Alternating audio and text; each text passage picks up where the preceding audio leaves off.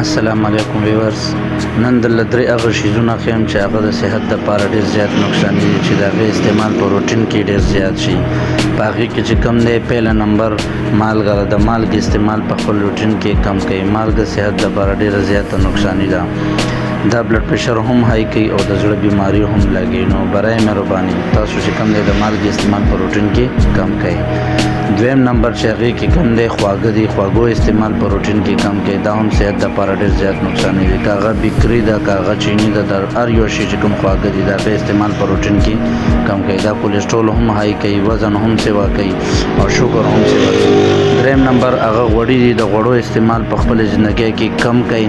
کوشش کوئ چې کور کې تیل استعمال شي او د چربۍ والا خوراکونه چې څونه دي دا کم کوي په روټین کې. دا ډېر زیات نقصان ورکوي صحت لپاره.